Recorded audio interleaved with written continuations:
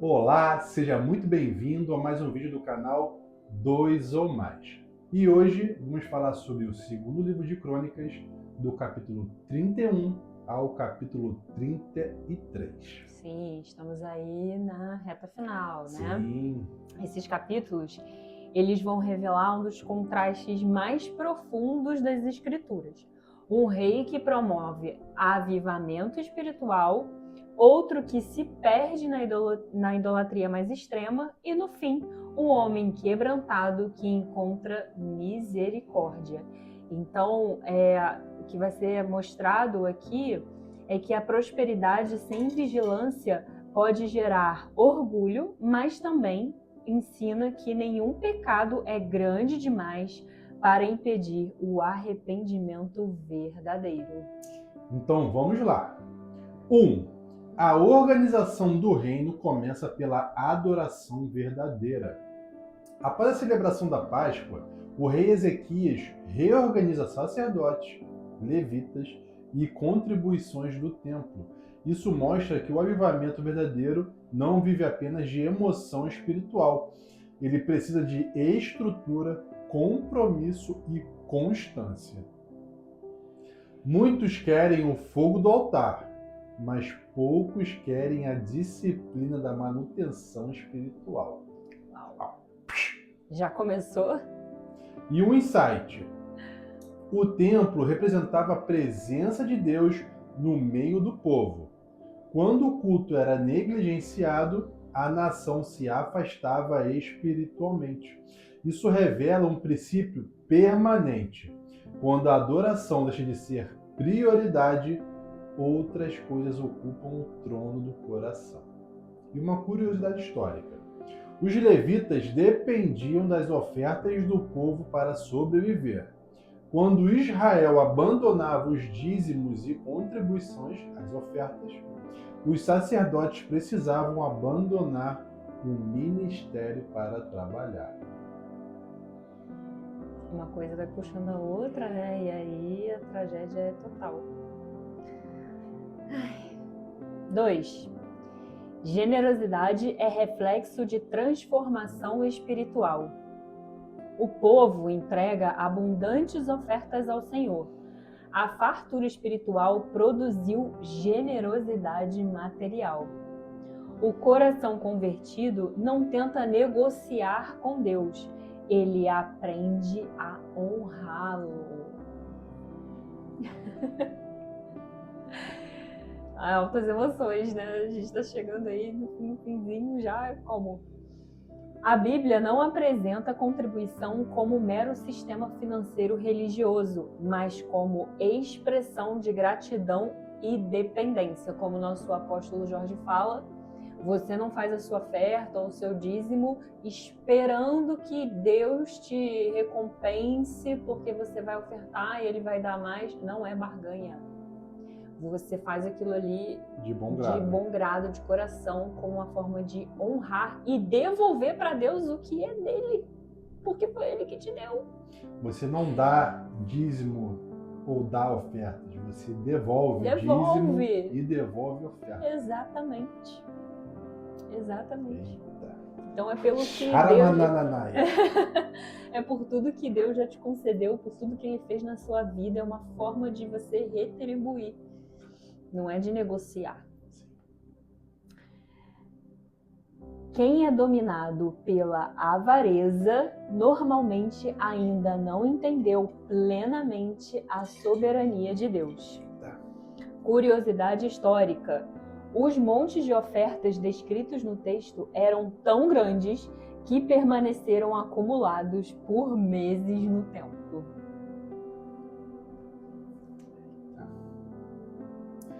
3. Prosperidade sem vigilância produz orgulho. Depois de tantas vitórias e milagres, Ezequias começa a se exaltar. Aqui é o início do fim. O maior perigo não é apenas o sofrimento, é esquecer Deus depois da vitória. Há pessoas que suportam bem a luta, mas fracassam quando prosperam. O orgulho espiritual é perigoso porque faz alguém acreditar que ainda está perto de Deus, enquanto lentamente se afasta. Nossa. É igual o Homer naquele meme, né? Ele vai entrando no mato. Reflexão profunda. Deus pode levantar um homem em pouco tempo, mas o orgulho pode destruir décadas de fidelidade em poucos segundos. Eita. Rapaz, tá certo isso? Deixa eu respirar um pouquinho aqui.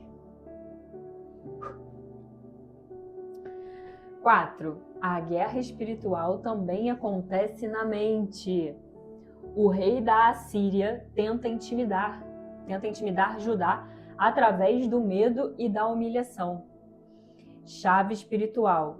Satanás frequentemente tenta vencer primeiro na mente antes de atacar a vida. Ele só precisa da brecha do seu pensamento negativo. Tô falando isso, gente, eu tô falando isso muito pra mim, tá? É uma coisa que eu constantemente tenho que vigiar. Porque, e assim, é uma coisa que acontece muito com mulher, né? Com as mulheres, né? Ele geralmente vai atacar primeiro as mulheres da casa, porque a mulher, ela é mais emocional, ela é mais, assim, né? É movida por hormônios e emoções. Então, Hormônio, não demônio. Parece, mas não é a mesma coisa. Mas assim, ela vira um alvo muito Sim. fácil, né? E ela mulher que é edifica o lar. edificadora da casa. Geralmente, né, a mulher é que ela se coloca mais em oração ali. Tô falando geralmente, tá? De uma maneira, não quer dizer que Uma seja em regra. todos, não é uma regra. Mas a mulher, ela é mais devocional e tal. Então, assim, cara, Satanás vem com força e ele vai na mente, ele vai tentando desestabilizar ali, né? E a gente precisa estar vigilante. Então, vamos seguir. Insight teológico. O discurso do inimigo era estratégico: enfraquecer a fé, gerar medo, destruir a confiança em Deus, criar sensação de abandono. Isso continua acontecendo hoje através de ansiedade, desesperança, incredulidade, confusão moral, relativização da verdade. Curiosidade histórica: o exército assírio era considerado praticamente invencível naquele período histórico. Então, já tinha todo um contexto histórico de como o exército era conhecido, né? E aí eles intimidaram psicologicamente, então às vezes é o que acontece. A gente às vezes acha que o inimigo a gente sabe, né, que ele tem ali um certo poder de alcance, digamos assim, né, que ele tem ali uma certa influência, e aí já é o suficiente às vezes pra gente entrar numa frequência de medo, né, de ficar ali com essa ansiedade do que pode acontecer, e ali a gente abre a brecha. Então... 5. Fé não elimina estratégia. Ezequias ora, mas também fortalece muralhas, organiza o povo e protege as fontes de água. Confiar em Deus não significa viver irresponsavelmente. Não se esqueça. A fé bíblica não é passividade. Deus honra pessoas que oram e agem. Oração é a junção de orar e ação. Tem que ser os dois juntos. Há cristãos que só planejam e não oram, ou só oram e não se movimentam. O equilíbrio bíblico une dependência espiritual e responsabilidade prática. Uma curiosidade histórica. O famoso túnel de Ezequias existe até hoje em Jerusalém e foi uma obra de engenharia impressionante para a época. Nossa, que legal. Muito bom. E aqui é importante isso, né? Sim. sobre a oração, orar mais ação, é a gente fazer a nossa parte. Sim. Às vezes é uma linha muito tênue, né? Entre a gente pensar assim, não, eu preciso esperar mais um pouco em Deus, eu preciso saber o que Deus quer, então eu vou ficar um pouco mais aqui. E o agir, né? Você fica ali tendo cuidado para não agir irresponsavelmente também. Sim. Né? Ou será que essa voz é a voz de Deus que está me guiando? Será que realmente é o Espírito Santo que está me guiando? Então, por isso que a gente sempre tem que orar por discernimento, pedir discernimento para a gente conseguir entender quem está guiando a gente, né? Quem que está ali realmente nos dando direção, porque a gente só quer a direção que vem de Deus, do nosso Pai. Então, se posicionar de uma forma cuidadosa, né? Mas não por isso deixar de agir. 6. Deus às vezes permite crises para revelar o coração. Manassés foi um dos reis mais perversos da história de Judá. Ele praticou idolatria extrema, feitiçaria e derramamento de sangue inocente. Então Deus permite sua humilhação e prisão. Há dores que não são destruição, são convites ao arrependimento. O insight teológico. Enquanto Manassés tinha poder, ele ignorava Deus. Quando perdeu tudo, finalmente se quebrantou. Muitos só percebem sua necessidade espiritual quando descobrem que dinheiro, posição e prazer não conseguem salvar a alma. Curiosidade histórica: os assírios tinham o costume brutal de prender reis derrotados com ganchos e correntes. Então, ele teve que passar por esse processo para se quebrantar, né? Isso acontece muito com a gente também. Sim. 7. O arrependimento verdadeiro pode mudar uma história inteira. Manassés se humilha profundamente e Deus o restaura. Nenhum homem está longe demais da graça de Deus. O insight teológico. O arrependimento bíblico não é emoção superficial, é mudança de direção. Manassés não apenas chorou, ele abandonou ídolos, removeu altares pagãos e restaurou a adoração verdadeira. Uma verdade permanente. O evangelho não é sobre pessoas perfeitas, não é mesmo. É sobre pecadores transformados. Esse capítulo é uma poderosa evidência da misericórdia divina e aponta profeticamente para a redenção em Cristo Jesus. Uau! 8. O pecado de um líder afeta gerações inteiras. Manassés levou Judá a pecar mais do que as nações pagãs. Chave espiritual. Toda liderança influencia alguém, para perto ou para longe de Deus. Insight teológico. Pais, pastores, líderes e autoridades espirituais moldam culturas inteiras.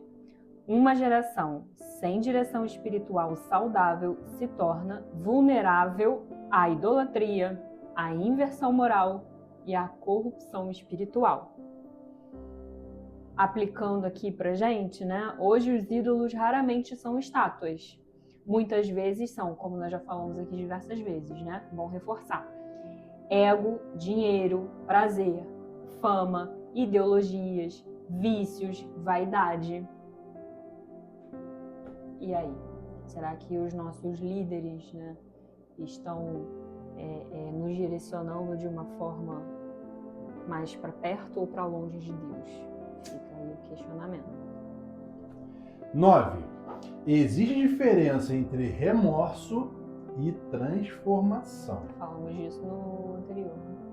Amon, filho de Manassés, viveu o arrependimento do pai, mas escolheu continuar no pecado. Chave espiritual.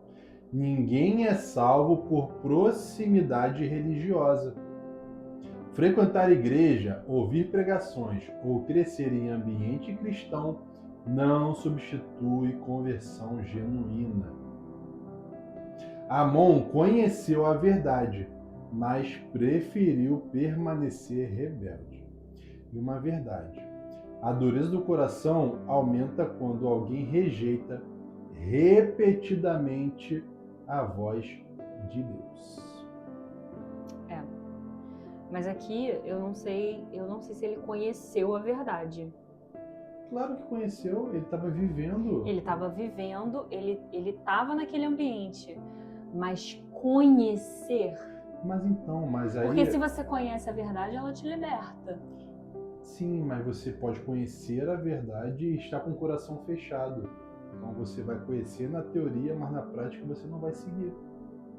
E era justamente o que o Amon ele sofreu, porque ele viu todas as fases do pai. Ele, como um rei que era pagão, várias práticas pagãs, sendo preso, né, indo à escravidão e retornando quebrantado.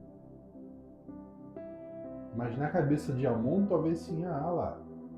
Ele foi preso, mas retornou. Então quer dizer que já estou liberto. Então eu posso continuar com as minhas práticas. Entende? Faz sentido.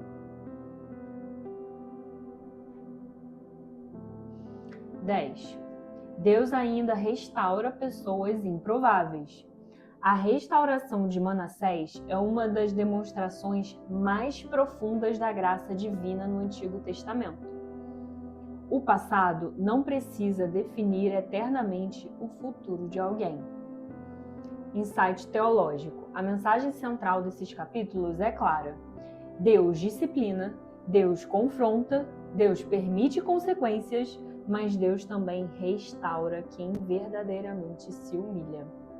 Isso prepara o entendimento do Evangelho. O homem é incapaz de salvar a si mesmo, mas encontra redenção através da graça. E humilhação aqui não quer dizer que você vai se humilhar para que você não tenha ali, para que você seja apontado. Não, se humilhar é mas você... de forma pejorativa. Né? É você se despedir de todas as coisas que te afastam de Deus, reconhecer que Ele vai te trazer libertação, vitória, para que Deus possa agir sobre a sua vida. Tá? Então não confunda humilhação de forma pejorativa ou humilhação que é você se render à vontade de Deus. Sim. A aplicação. Esses capítulos confrontam duas realidades: orgulho que afasta de Deus e arrependimento que aproxima. Toda pessoa precisará escolher entre essas duas estradas. A escolha é sua.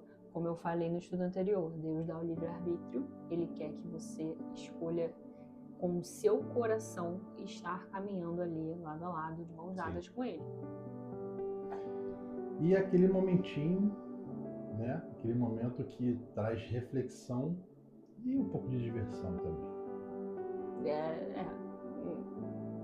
Diversão é uma palavra muito forte, né? Porque... Pelo menos diversão para quando eu chamo esse quadro.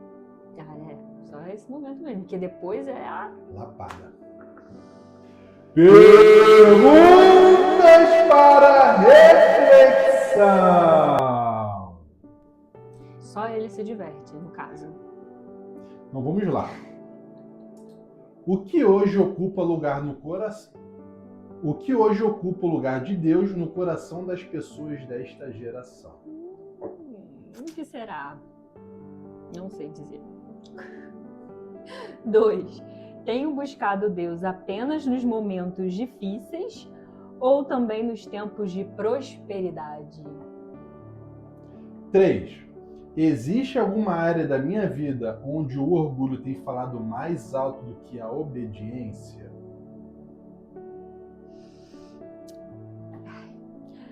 4. Meu exemplo aproxima pessoas de Deus ou as afasta? E aí? 5.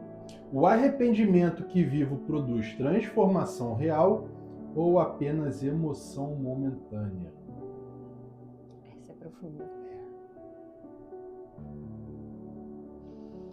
E aí, uma conclusão teológica que nós podemos ter, né, desses capítulos de 31 ao 33 de 2 Crônicas, é que o avivamento sem perseverança pode se perder. O pecado, ele sempre produz destruição, mas a graça de Deus continua disponível para quem se humilha sinceramente. Ezequias nos ensina sobre zelo espiritual. Manassés revela até onde o pecado pode levar um homem, mas também mostra até onde a misericórdia de Deus pode alcançar. Então, que a gente possa ter a noção de que não adianta começar bem. Temos que terminar bem. Mas se começarmos mal, se tivermos um arrependimento genuíno, Deus vai nos aceitar. Sim. Mas que seja um arrependimento genuíno, como Davi, que era conhecido por ter o coração segundo o coração de Deus. Exatamente. Tá bom? E a gente pede, curta, comente, compartilhe, para que esse estudo chegue a mais pessoas como chegou até você. Combinado? Combinado. E não se esqueça que onde há 2 ou mais reunidos em nome dele, ele estará presente e nos ouvirá. Até amanhã, para darmos continuidade, vamos chegar na última porção do livro de 2 Crônicas, para rompermos para o livro de Esdras. Combinado? Fechado. Combinado. Tchau!